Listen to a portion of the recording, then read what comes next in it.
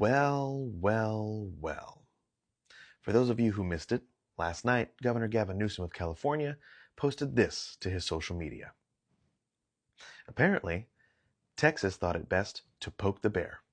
Now, there has been a flurry of opinions and pontificating swirling around the internet about, can Texas do this? Can California do this? What's the ramifications if they do this? Let me explain it all, just to make sure that we are all on the same level playing field when it comes to information and the facts. I'm going to assume everyone I'm talking to has been living under a rock for a month and a half. Texas Republicans, at the request of Donald Trump, have proposed a new drawing of congressional lines for the state of Texas.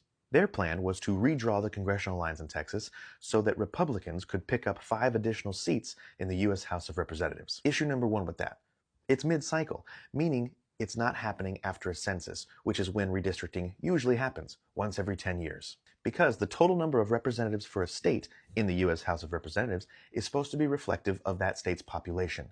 As your population grows, so too do your number of representatives. But that's not what Republicans are doing in Texas, which brings us to issue number 2. They're cheating.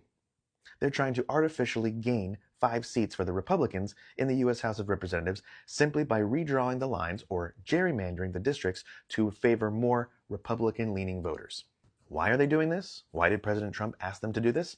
Because he knows he's likely to lose control of the U.S. House of Representatives in the midterm elections. Now, cue Gavin Newsom, governor of California, who said if Texas goes through with this and mid-cycle redistricts in order to artificially gain 5 seats for the Republicans in the U.S. House of Representatives, California can play that game too. Gavin Newsom promised to redistrict California's congressional maps so that Democrats can pick up 5 seats in the U.S. House of Representatives, completely nullifying any action that Texas might take. And Gavin Newsom has said from the very start, we will only do this if Texas does this. Holster your pistol, I'll holster mine. But last night, Texas said, okay, California, we'll call your bluff. And then Gavin Newsom said, hold my beer. Now, here are the facts about what these 2 states are doing. Texas is redrawing their maps without the consent of the voters. Nobody in the general population of Texas got a say as to which districts would be changed or if they were going to be changed at all. California is putting the decision to redistrict solely in the voters' hands.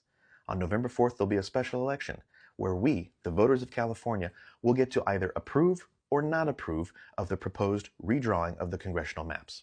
The redrawing of congressional maps in Texas is permanent. The redrawing of the congressional maps in California is only temporary. They would only last through 2030, or until the new census is done. And lastly, don't let anybody try to tell you that what Gavin Newsom and California are doing is cheating. Texas started this fight. Republicans in Texas are trying to cheat. Republicans in Texas are trying to rig the 2026 midterms in favor of Donald Trump. Gavin Newsom and California are simply reacting to the dangerous precedent trying to be set by Republicans in Texas.